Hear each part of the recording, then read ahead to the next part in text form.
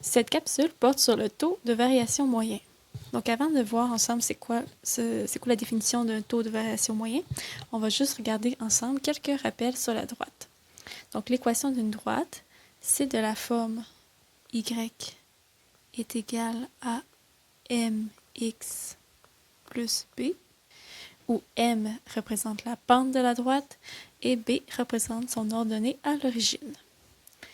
Pour trouver la pente, donc on va rappeler comment on faisait au secondaire. Donc on prenait 2 points de la droite et on calculait la variation des y sur la variation des x. Donc grosso modo, on faisait y2 moins y1 sur x2 moins x1.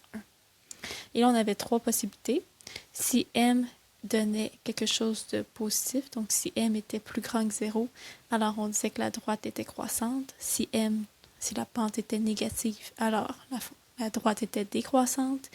Et si m donnait 0, alors la droite était horizontale. Parce que une pente qui vaut 0, je vais avoir 0x plus b. Donc par exemple, je vais avoir y est égal à 3, c'est une droite horizontale. Une séquente, pour notre cours, on va définir c'est quoi une séquente. Donc une séquente, c'est une droite qui coupe une courbe décrite par une fonction en un ou plusieurs points. Donc dans le fond, ici, j'ai la fonction f de x. La séquente qu'on voit en bleu passe par le point P et passe par le point Q. Donc elle passe par 2 points. Comme c'est une droite, donc on peut calculer sa pente. Le taux de variation moyen, dans le fond, ça correspond tout simplement à la pente de la droite séquente qui passe par ces 2 points-là. Donc, c'est tout. C'est tout simplement de dire c'est la pente. Donc, c'est juste un autre mot pour dire pente de droite. Donc, le taux de variation moyen entre A et B, donc entre mes 2 points, c'est la variation des Y. Ici, Y, on appelle souvent ça F, donc delta F sur delta X.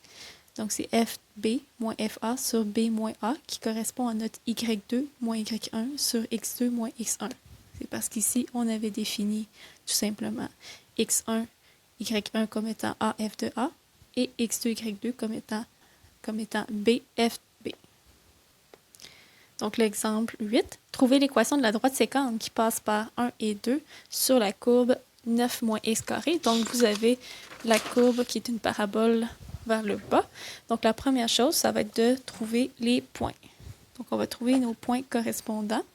Donc, à 1, on voit qu'on a un point, on dirait que c'est 8. On va aller chercher. Donc, le premier point, c'est 1f de 1.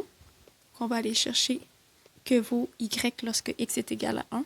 On remplace dans la fonction 9 moins 1 au carré et on trouve 8.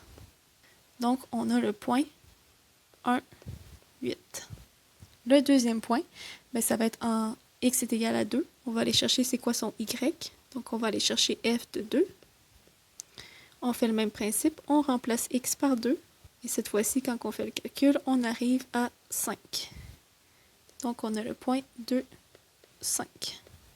La deuxième étape, on veut l'équation de la droite séquente.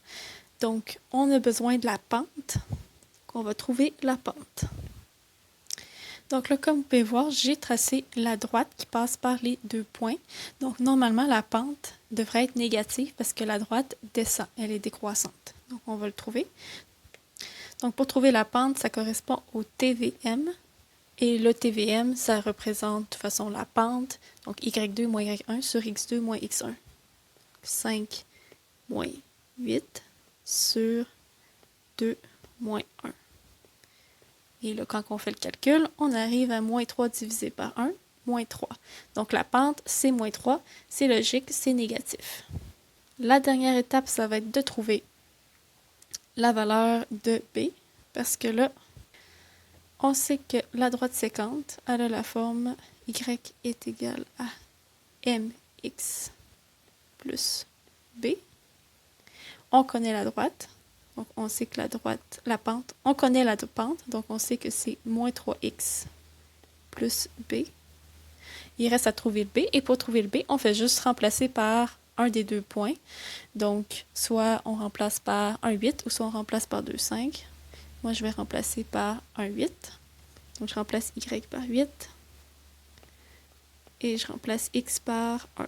On isole le b, et on a terminé notre problème. Quand j'isole le b, on arrive à 11. on retranscrit notre équation. Donc, l'équation de la droite sécante.